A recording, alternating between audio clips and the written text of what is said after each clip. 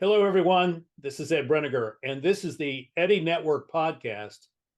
And my guest today is Neil Sequeira. I got it. Yep. It's good to have you here, Neil. Neil's from Australia, but he's going to tell you about who he is, and we're going to have an interesting conversation today, um, because we're going to talk about things we both like to talk about, and that's the best kind of conversation to have. So, thank you for coming on, Neil. Tell us where you live and what do you do, and how did we come to meet each other? Thank you, Ed. Thanks for having me on. And hello, everybody else who's dialing in to listen. And it's been fascinating how we come to get in touch. I think it's a little bit to do with both myself as a reader and myself as somebody who reaches out to people to connect when I find something that I like to read or that I've enjoyed reading. But a bit about myself, I suppose. I moved to Australia I've been working around the place and moved to Australia about 13, now it's 14 years this year. And I work in a telco here in Australia uh, with a job title that means very little to anybody who asks me. And when they do ask me, what does that mean? I say, well, whatever it is that I want to do. It's been a fun job for the last few years, and it's been one of those things where I get involved in everything that I'm interested in, which, unlike traditional jobs, you did not cut to do just one thing. I can cut across and join several things. And I think this is also a good time to remind myself about the book that you recommended me, Ed, The Near Generalist, that Yeah, Ken Mickelson and um, Martin, Richard Martin. Richard Martin. Thank you for reminding me. Yeah, But yeah, you had posted on a blog on Substack a comment, that's the one. And read this book. you had Read this posted, book. it's, if you don't know how to describe yourself, that is one of the finest books I've come across. I've actually recommended it to about six or seven other people recently. And one of the things, oh, how did we get to meet? I remember you had made a comment on a blog post that I was reading about something, and I had no idea what that was. I still haven't gone back to that. But I remember reading the comment you made. It was one line, and I was captivated, I think, because it was that moment of clarity amongst Mm, the mess of despair or the mess of whatever right. else it is that you call it. And and I dropped you an email on LinkedIn and I said, Ed, loved your writing and good to connect. And then we jumped onto emails and we've been having conversations on email ever since. And then I don't think we did catch up once. Um, our time zones don't necessarily line up. So it's, it's a 14, 16 hour difference, I suppose. It's six. Uh, it is 15 hours. 15-hour difference. 15-hour difference. Yeah. And I'm groggy, but I am absolutely loving having this conversation at this time. Well, I'm groggy too. So, and I've been up. I've been up a while. Well, I'm glad you're here, and it is interesting that we can make this connection simply by reading a comment on a blog or a comment in a LinkedIn post or something like that. And I tell people that, at the end of this thing, I usually say, well, subscribe to the podcast and click the like button, but even more so, leave a comment, because those comments really are parts of a conversation. So that's one of the things we want to talk about is conversation. And um, so I don't have really an agenda. I just would like to talk about that. So let me ask it this way. Um,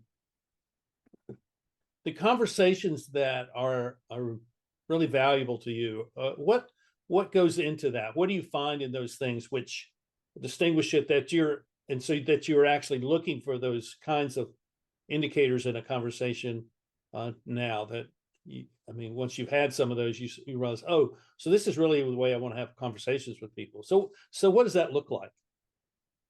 I think this is a good model for a conversation. We had no agenda. We didn't necessarily decide to talk about this, that, and the other. We broadly would like to talk about how we have conversations. That to me, exploration is a really, really valuable form of conversation. Um, if my aunt or my uncles listen to this, they're probably going to laugh at me because I used to complain that I was never a conversationalist and I didn't want to hate it. And they'd say, no, you're not. You could talk to a wall. And that's been true. And I think it boils back down to I've always been a curious kid. And I still like to think I'm 16 somewhere in some part of my body, but physical body doesn't explain that. And the curiosity for me is about I'd love to know what people's stories are. And to me, that is a very useful form of a starter of a conversation with anyone. How did you get where you are? Why is it that you write what you do? How is it that you do what you do? Tell me about this strange kind of a screwdriver that you used to drive a robotic arm into something. It doesn't matter what the subject is. I think people's stories are always fascinating, and each Mhm. one of us is rather unique story. So I'm finding that curiosity has gone a long way. Just being interested has gone a really long way. The other one that I find is technology has made it so much simpler. And my idea of a conversation was that it always had to be one-on-one, if face-to-face, talking to people in the flesh. And imagine my joy when I discovered that internet meant you could send an email and you could wait for an email. It wasn't the same anticipation as a pen pal handwritten Right. postal email. But I remember being on what are they called IRCs way back, and I didn't know how computers work, but I didn't know how to jump onto one and uh, talking to people and then sending emails and waiting eagerly for a response. And patience was the other, I think, lesson that I've picked up. And I haven't actually thought about this one too much until you asked me this. Patience because you have to listen or wait for someone to process your question and respond in the way they think about the question, not necessarily the answer you're seeking. Mhm. So, exploration, patience, and potentially a third thread has more importantly been they are not transactions. Oh, Conversations are more relationships.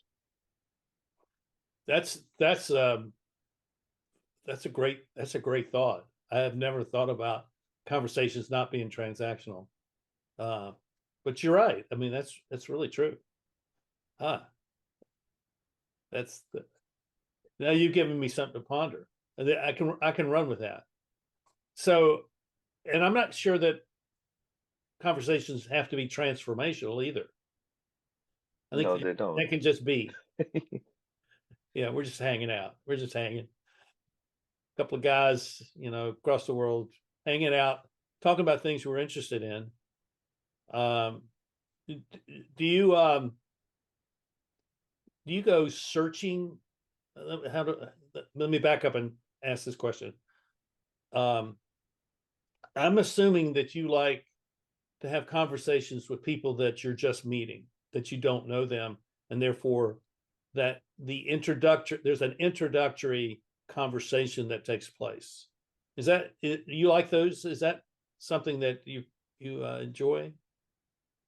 I'd like to say yes, and some of them then become more meaningful relationships, Right. which then become friendships, which then lead to other Mm-hmm. more meaningful content,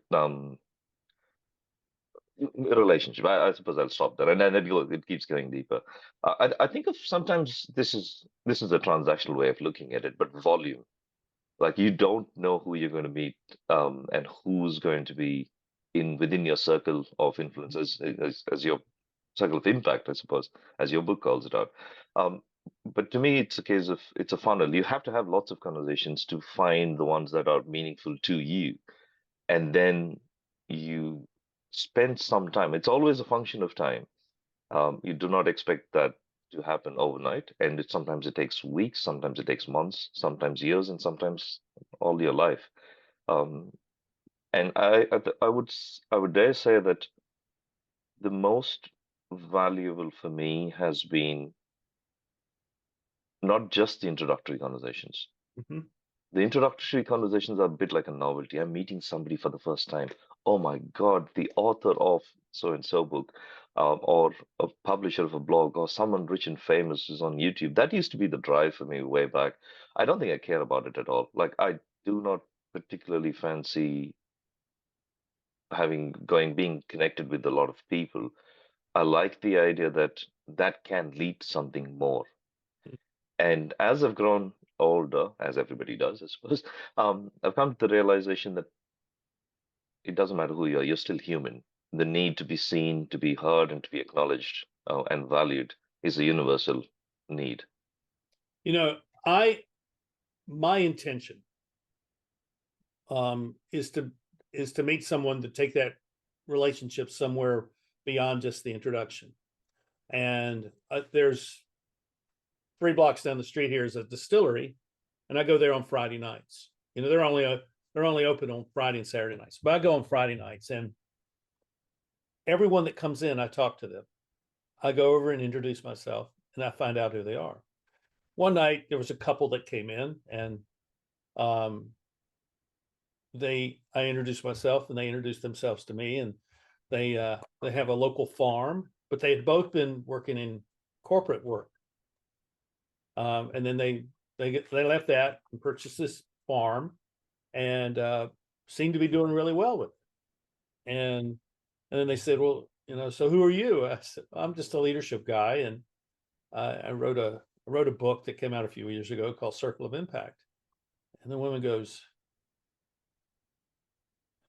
"Circle of Impact? I've heard of that. Where did I hear of that?" And she's looking off in space, and I'm thinking, what's going, you know? And all of a sudden, oh yeah, my former boss gave me a copy of your book. Oh, there you go. And I'm thinking, you know, it was one of the very first times I'd ever met someone who already had the book. And I guess I said, well, it doesn't sound like the book had a big impact upon you. She says, well, I haven't read it yet. Okay, well, now you got a chance to go read it, because I think it can have an impact on you. But you see now that the humor in that and the surprise of that really then made the rest of our conversation that night even better. Yeah, and then I'll give you one more example of this. So I had a guy just like you. He reached out to me on LinkedIn a year ago, just a month, a year ago in March, and he and his wife had read Kenneth Michelson and Richard Martin's book, The New Generalist, like you have, and they reached out to me through LinkedIn because they saw that one of Kenneth's stories is about me, and so this fellow's he says, well, I live in Dallas, and he described his work a little bit. I said, that's great. And I said, I have to go to Wyoming and Utah in late April, early May, and I may come back through Dallas to see my agent. He says, well, if you come, I'd like to get together with you. Okay. So that's not an unusual thing. People want to have conversations, people want to get together, particularly, and so, okay. Well, about every other week for the next month, he contacts me and says, are you coming? Are you going to come to Dallas? And I'm thinking, I guess I'm going to go to Dallas. And so I arrived there, and we're scheduled to meet at 9:30 on a Monday at a coffee shop. And I'm sitting there, and he walks through the door, and he's carrying my book and a couple of my short books, and they got bookmarks in them. And I'm thinking, oh my gosh, I don't have to tell him anything. He already knows. And see, and that idea right there is that most of the time we enter into new relationships where the other person doesn't know who we are. And so we're having to explain who we are. I mean, it's like you explaining to us and the audience of this podcast who you are. And now they're getting to know you, not because of all the work that you do, but just because of who you are in your encounter with me. So we end up spending a whole day together, all the way into almost to midnight. I spent time with his wife and his 2 children, his 2 daughters, and then 3 months later, I came back and spent 4.5 days with him, planning to spend a day, Wow. but ended up spending 4.5 days with him. We were doing strategy work on some of the projects that he's doing. So, it can lead to a relationship where we both gain something of real worth. We get, if you're a consultant or a coach or someone like me, you get to exercise your skills. If you're Yeah. the other person, you get to learn something and maybe contribute back. Oh, well, this is what you did, and this is really helpful. Oh, that's good. I'll remember that for the next time I encounter that sort of. Uh-uh. And you bring up a rather interesting point for me, which is the value of serendipity. I think I think about this all the time now, is to find something that's in common, because what's in common is a good way to connect with new people. Mhm. It could be I make a trivial example, but it could be the school that you went to. You hail from the same place. And as an immigrant, for me, I find this quite fascinating because India is a huge country, and I moved from India. And Sydney in Australia, where I live now, is one of the most multicultural countries that I've Mhm. ever visited, and I haven't visited that many. So take this with a bag of salt. But what I find fascinating is that even when I'm speaking to folks who hailed from India, or second generation or third generation migrants to Australia, that theme still is powerful. Where do you come from? And it is not a rude question. It is a, what do we have in common? You could actually replace the words where do you come from as what do we have in common? Is it Yeah. our food? Is it our language? Is it the schools that we went to? Is it, one of a billion and a Oh, half you're from there. Do things? you know so and so? So and so. Yeah. Oh, yeah. Yeah, we went to high school together. Oh, yeah. Well, he's a great guy. Oh, it's your brother. It's your brother was my classmate. And it's been fascinating because there is so many people that I've met now because of those things that are in common, that we've been able to have a much deeper connection almost immediately. Not that that matters, but I think it actually helps if you have something in common. Well, it happened with us. Yes. Very, and so the thing I take away from that, and this is not just between you and me, this is with almost everyone that I meet, the things that we share in common are much greater than the things that are different. And this is true globally. And yet we live in a world where conflict and division reigns supreme, and there's a whole reason for that. But for the most part, when you can encounter someone, have a conversation, then you can build a relationship, and that the relationship can be built based upon some common shared experience or values, Experiences. whatever it may be. I want to share a story. Ed, you just reminded me of something, a conversation I've had last week with a senior leader where I work. And this tells you about, even people who are aware of this one can have some predis what do they call them? Predetermined ideas or biases of how you perceive someone. And I've always considered this person to be, aloof and someone who's not on the same level as everyday folks who work at the place. We got into conversation about their life, and I'm being deliberately vague here, but about their life in over the course of the last 10 or 20 years. And in that conversation, I realized that almost all of my predisposed ideas about their life and what they were and how they were shattered. It took less than 10 minutes. Wow. And it was one short conversation that changed, has been one of the most insightful for me ways of thinking about the stories we tell ourselves about other people, and then we come into contact and they're glaringly different to the narrative that we've built up. And then you're forced to do one of two things. You're going to have to believe in your own story and saying, no, no, no, what I heard there, that was a mistake, that's not true, or reconcile it, as I can't remember who said this, but at a very fractal level. And you realize that the stories can be true, not at the same time, because we both may have to make some adjustment. But in this case, it was me who had to make the adjustment to my worldview of the person.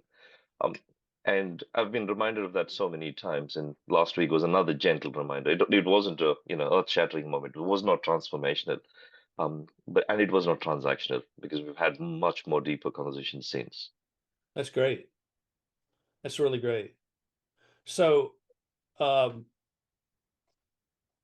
so let me ask you this question, because I think what we're exploring, discovering, is that we're learning how to have a relationship through this screen like we would if we were sitting in the same place, in the same room. And learning how to do that, I think, is one of the skills that will differentiate people from people who are not very relationship oriented in the future. And the people who are capable of developing relationships that can function well in this context, 15 hours apart, as if there's no separation of time and space. Can I go for a riff off on something you said, which my head's been going off Yeah, ever since yeah, you of said, course, which of is course. the idea of journeys and discoveries. And again, I can't remember where it was from. I'll dig it out and send you that link to it. But somebody said we're not actually on journeys as much as we are on quests. I remember who it is. The knighted Sir Ken Robinson. I was Oh yeah. listening to a talk he did, and he said on a journey means like the destination. You're actually on your way to get there, but no, we are on a quest. We don't know what's on the other side. We might be knighted for it, and he made that joke about himself, of course. But he said we're on a quest because we don't know what we're going to find. We may lose our life doing this one, not of course in a conversation, but the idea was very, very strongly appealing to me. The fact that it's a quest, not a journey. I like that. I think that's one of the reasons Tolkien's Lord of the Rings has such an impact upon people's, because it is a quest. There is a quest there with no certainty as to what the end will be, and and I think in a world which is so heavily machine oriented, um, I think that's a beautiful thing. The human skill. So to get back to the skill of being able to connect and have conversations over the screen. Here's another thing we have in common. We have Seth Godin in common. I That's don't true. know.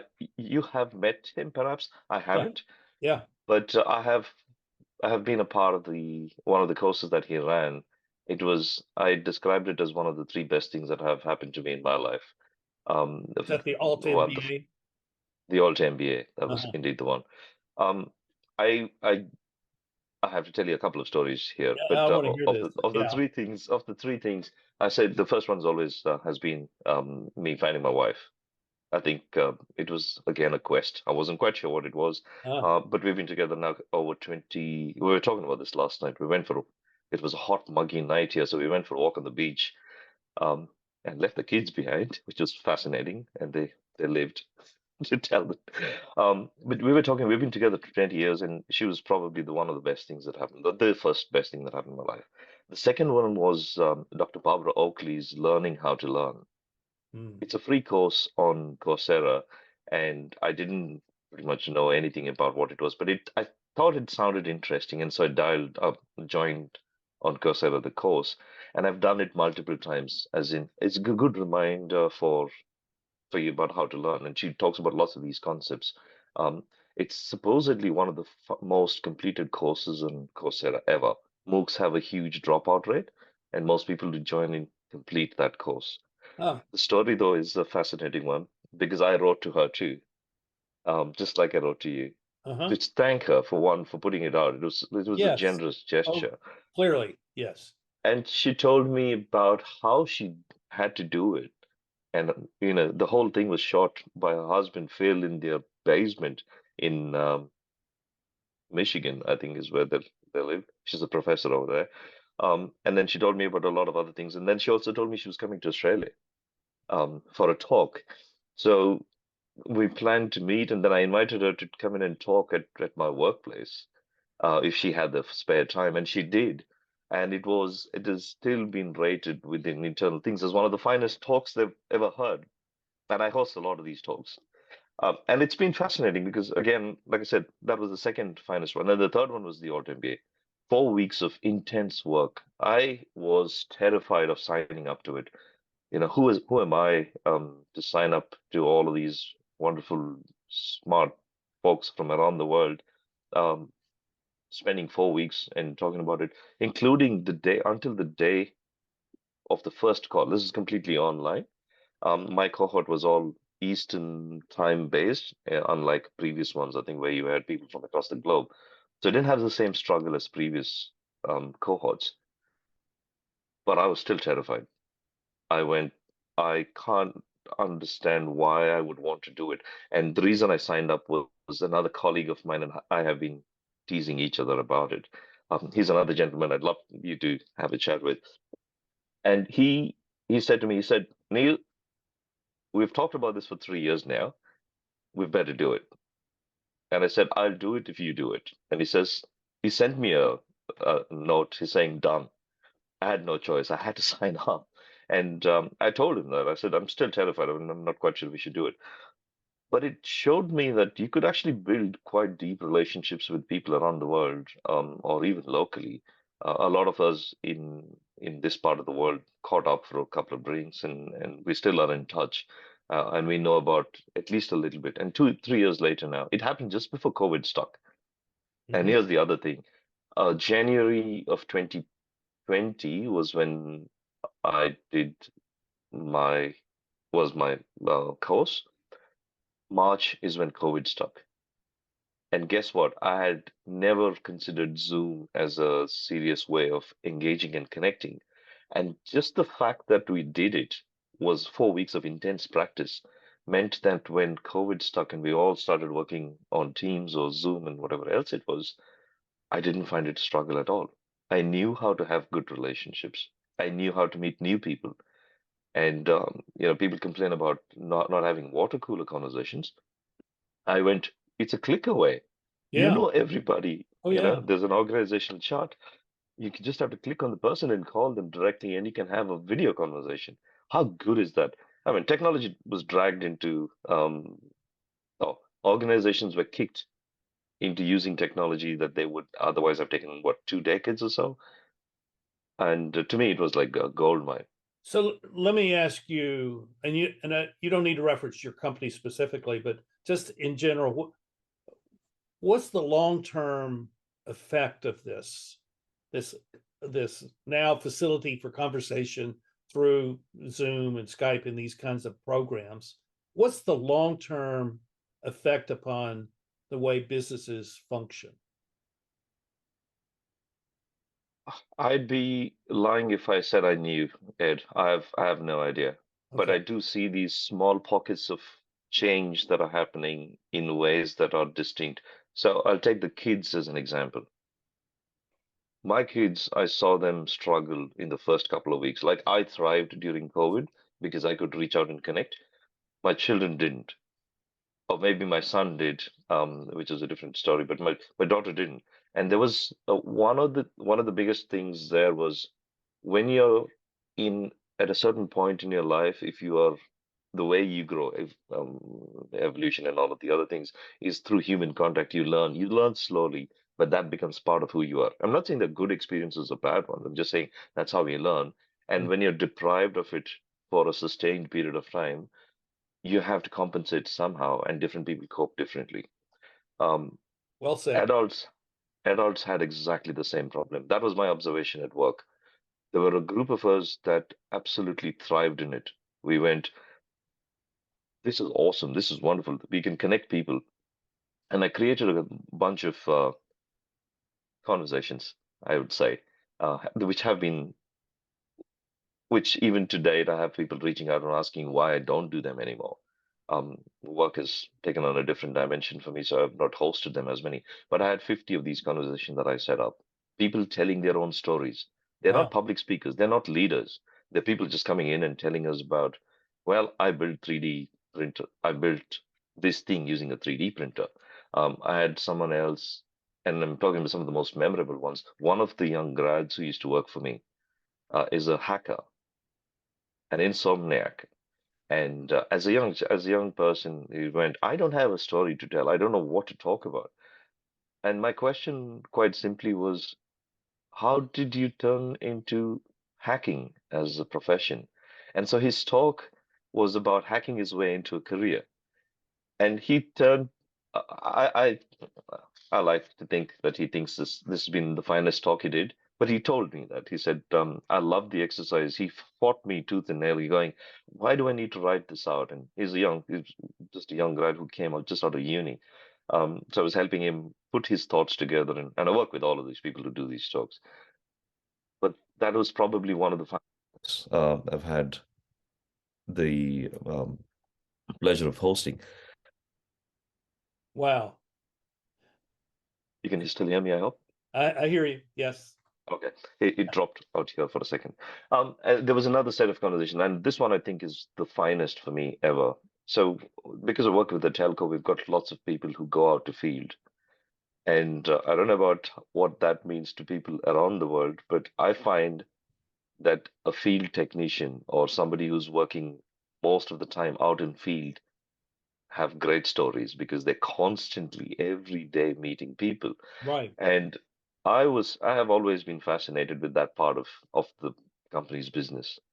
And I realized that I connected a few of the last years just before International Women's Day. I hadn't thought about International Women's Day anyway, but I reached out to some of them. I did what you did, right? Which is, can you tell me a few people who I should get to know? And I was referred these one lady, and then I went, well, there should be more, and I found a few more. And so four of them I helped craft their stories. Just 10 minutes. They're out in field always, writing, scribbling notes, sending meetings, and I coordinated people from around the country.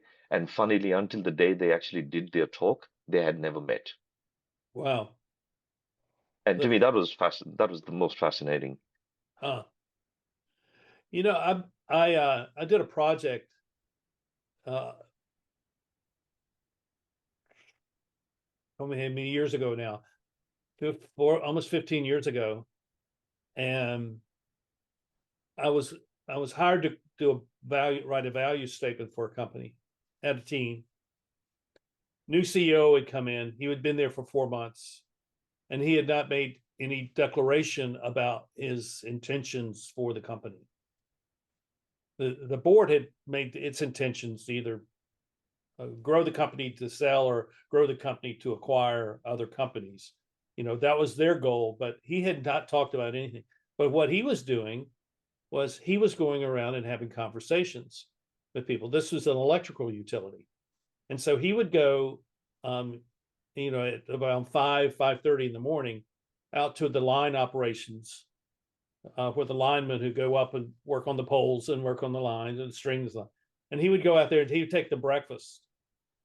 He'd show up in a t-shirt and jeans, and they'd sit around, eat breakfast, talk about their families, their life, their sports teams, and they didn't talk about work. And they got to know him as Paul. He was Paul. He got to know them by their first names. He got to know who their children and their spouses were.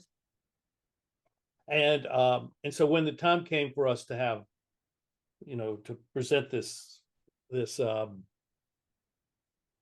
value statement that the team had written, they had made their decision, and we invited him to come in, and um, and we hid the votes for, there are 5 different choices, and they picked one by a pretty large margin.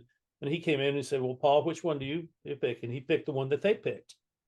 And the emotion that went through that room was unlike anything I'd ever seen in a business context, because it was like, okay, we're going to be all right as a company. This guy we can trust. We know this guy because he has been having one-to-one personal, first name only conversations with us.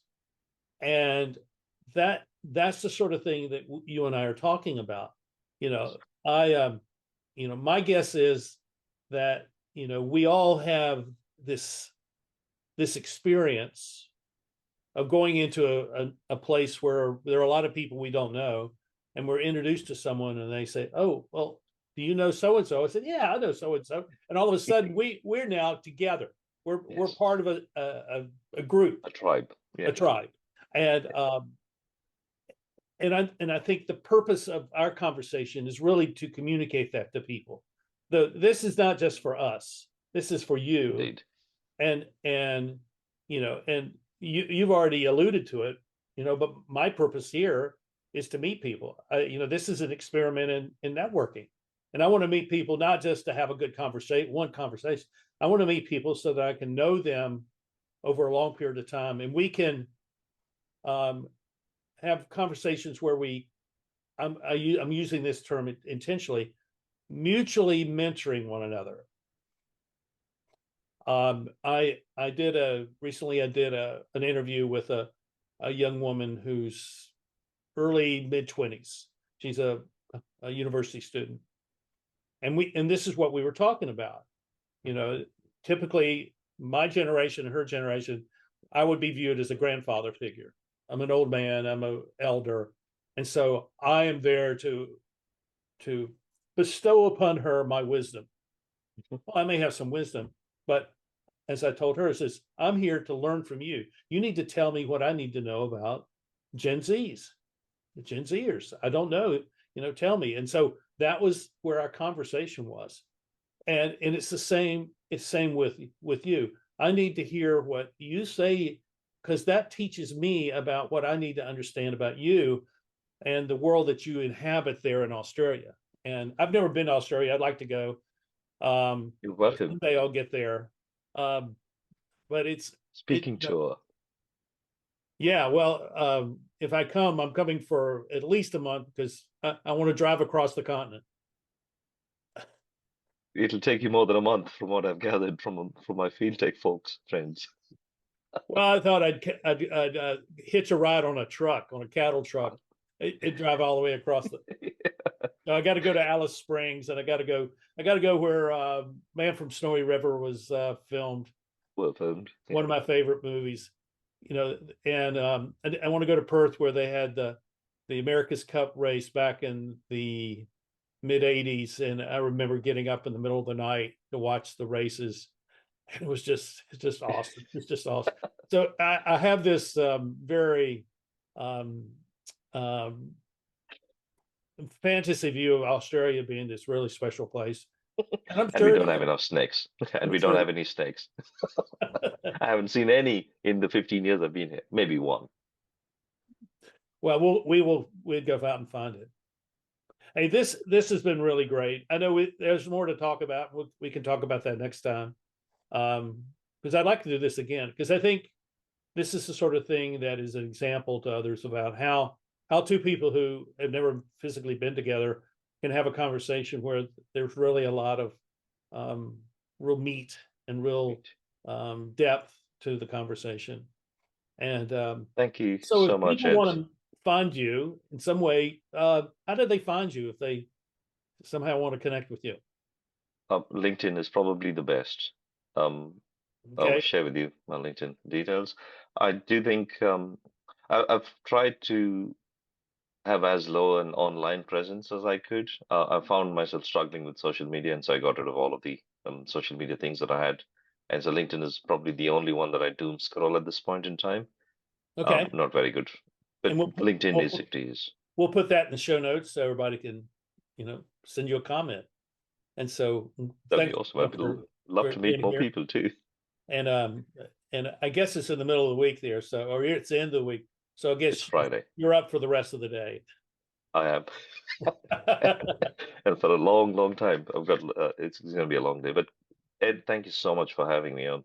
Well, it's been As my usual, honor to always have love you, and I and appreciate you as very much. And thank you for your kind thoughts. And everyone, and thank you thank for being here. Um, Please subscribe and hit the like button, but even more so, leave us a comment, because I think when you make a comment, you're entering into our conversation, and so it becomes our our conversation. conversation. And many of the people that I am interviewing are people that I've met through their comments on various Substacks and blogs. So that's the way the world is now working. So be a commenter, don't be a troll, but be a commenter, and let's celebrate the opportunity to have conversations all over the world, as if we were sitting together in the same room. So thank you very much, and we'll see you soon.